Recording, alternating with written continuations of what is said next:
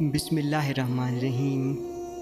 मेरे YouTube channel देखने वाले नाजरीन को दिल की गहराइयों से खुश आमदीद।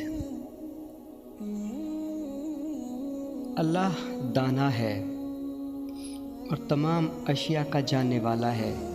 इसका इल्म तमाम अशिया पर मुहित है। अर्श आला से ताहते सरा तक तमाम चीज़ें इसकी जानी हुई हैं। तमाम चीज़ें इसके इरादा और क़ुव्वत से ज़ाहिर हुई हैं, बल्कि बयाबानों की रेत के ज़रात और दरख्तों के पत्ते और दिलों के ख़तरे और हवाओं के ज़र्रे इसके इल्म में इस तरह हैं जैसे आसमानों के अदद। और जो कुछ जहाँ में है इसकी ख्वाहिश और इरादा से है। और कोई चीज़ चाहे थोड़ी हो या ज़्यादा, खुर्द हो या बुज़ुर्ग, खैर हो या शर, गुनाह हो या कुफ्र या फिर ईमान हो, नफ़ा हो नुकसान, कमी या पेशी, रंज या राहत, बीमारी हो या तंदुरुस्ती, सब की तकदीर व मशीयत उसके हुक्म से है। अगर तमाम जहान, जिन व इंस, फरिश्ते, शैतान इकट्ठे हो जाएं और जहां से एक ज़र्रा हिलाना चाहें या किसी जगह रखने का इरादा करें या कमी व पेशी पर माइल हों, तो भला इसकी मर्ज़ी के सब आजिज़ हैं, वो कुछ नहीं कर सकेंगे। और बिना इसकी मर्ज़ी के कोई चीज़ पैदा नहीं हुई, और जिस चीज़ को पैदा करना चाहे कोई उसे रोक नहीं सकता। जो कुछ था, जो कुछ होगा, सब उसकी तकदीर से है। और जिस तरह के दाना है हर चीज़ का जानने वाला है, इसी तरह हर चीज़ को देखता है और सुनता है। दूर और नज़दीक इसकी सुनवाई में बराबर हैं। तारीकी और रोशनी इसके देखने में यकसां हैं। अंधेरी रात में चींटी के पाँव की आहट सुनता है और तातो सरा के रहने वाले कीड़े के रंग और सूरत को भी देखता है।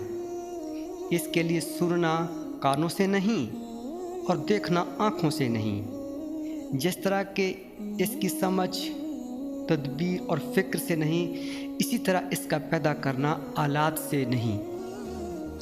और इसका फरमान तमाम मखलूक़ात के लिए वाजिबुल अमल है। और जिस चीज़ की इसने खबर दी है वो सच है और इसके तमाम वादे सच्ची हैं। फरमान, खबर, वादो वईद सब इसके कलाम हैं। और जिस तरह वो ज़िंदा, बीना, दाना व शुनवाद व तवाना है, इसी तरह वो गोया भी है। इसने हज़रत मूसा अलैहिस्सलाम से बिला वास्ता गुफ्तगू की, और इसका कलाम ज़बान व लब और दहन से नहीं। जिस तरह के आदमी के दिल में बिला सूर तो हर्फ बात पैदा होती है, यानी आवाज़ नहीं देती, अल्लाह ताला का कलाम इस सिफ्त में आदमी से निहायत ही पाक और मुनज़्ज़ह है। कुरान शरीफ, तौरात, इंजील, ज़बूर और तमाम अंबिया अलैहिस्सलाम की किताबें इसका कलाम है। जहाँ और जो कुछ जहाँ में है, सब इसी का पैदा किया हुआ है। और जो कुछ इसने पैदा किया ऐसा है कि इससे और बेहतर ना होगा। और अगर तमाम जहान के अक़ला अपनी अक़लों को जमा करें, सोचें इस जहां की मौजूदा सूरत से कोई और अच्छी सूरत तजवीज़ करें या इससे कोई अच्छी तदबीर या इसमें कमी पेशी करें, तो नहीं कर सकते। अगर ख़्याल करें कि इससे बेहतर चाहिए, तो ये इनकी ख़ता होगी और इसकी हिकमत के राज़ों और मसलहत से गाफिल होंगे। बल्कि इनकी मिसाल इस अंधे की होगी जो किसी के मकान में जाए और वहाँ हर चीज़ निहायत करीना से रखी हुई हो और वो न देखने की वजह से इस पर गिर पड़े, तो ये कहे कि ये रास्ता में क्यों रखी हुई है, हालांकि वो ख़ुद रास्ते पर नहीं है और न रास्ते को देखता है। बस जो कुछ ज़ात बेनियाज ने पैदा किया है, अदल और हिकमत से पैदा किया है। सब कुछ पैदा किया और ऐसा पैदा किया जैसे पैदा करना चाहिए था।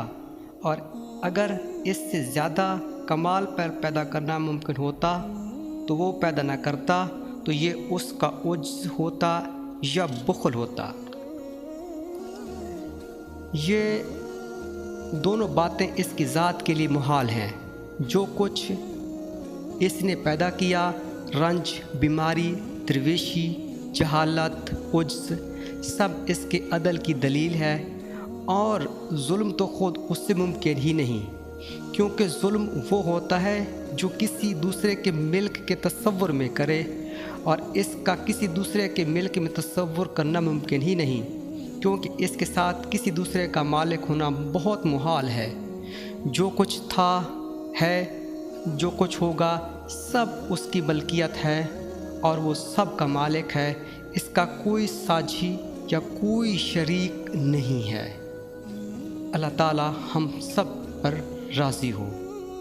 جان لے کہ تو مخلوق ہے اور تیرا ایک پیدا کرنے والا ہے، اور اسی نے تمام جہان کو اور جو کچھ اس جہاں میں ہے سب کو پیدا کیا ہے۔ وہ ایک ہے، کوئی اس کا شریک اور ساجھی نہیں۔ وہ یکتا ہے، کوئی اس کا ہم تابع ہم سر نہیں۔ وہ ہمیشہ سے ہے، اور اس کی ہستی کو کسی کی ابتدا اور انتہا کی ضرورت نہیں، اور اس کے وجود کی کوئی انتہا بہرحال نہیں ہے۔ ازل اور ابد میں اس کی ہستی واجب ہے، کیونکہ نیستی کو اس میں دخل نہیں، اور اس کی ہستی اپنی ذات سے ہے، اسے کسی سبب کی ضرورت نہیں، اور کوئی چیز اس کی محتاجی سے خالی نہیں۔ اس کی ہستی کا قیام اپنے آپ ہے، اور تمام اشیاء کا قیام اس کی ذات سے ہے۔ وہ نہ جوہر ہے نہ عرض ہے، اور وہ کسی جسم میں حلول نہیں کرتا، اور وہ کسی چیز کی مانند نہیں ہے، نہ کوئی چیز اس کی مثل ہے، اس کی کوئی صورت نہیں۔ اس کی ذات میں کچھ دخل کسی کا نہیں، اور جو کچھ خیال میں آ سکتا ہے اور فکر میں گزر سکتا ہے وہ اس کی کیفیت اور اندازے سے پاک ہے، کیونکہ یہ صفت اس کی مخلوق سے تعلق رکھتی ہے، اور وہ کسی مخلوق کی صفت پر نہیں۔ اور جو صورت وہم و خیال سے پیدا ہوتی ہے وہ بھی اسی کے پیدا کی ہوئی ہے۔ خردی اور بزرگی اور مقدار کو اس سے کچھ تعلق نہیں، کیونکہ یہ تمام صفات اجسام عالم کے متعلق ہیں، اور وہ جسم ہرگز نہیں ہے، اور نہ اس کو کسی جسم سے بہرحال لگاؤ ہے، اور نہ وہ کسی جگہ پر ہے، نہ کسی جگہ میں ہے، بلکہ اس کی ذات جگہ لینے والی چیز ہے ہی نہیں۔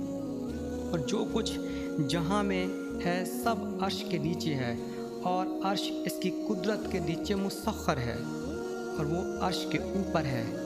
اس طرح نہیں جس طرح کوئی جسم کسی جسم کے اوپر ہوتا ہے، کیونکہ وہ جسم نہیں، اور عرش اس کا حامل اور اٹھانے والا نہیں، بلکہ عرش اور اس کے حاملوں کو اس کی قدرت اور مہربانی نے خود سے اٹھا رکھا ہے۔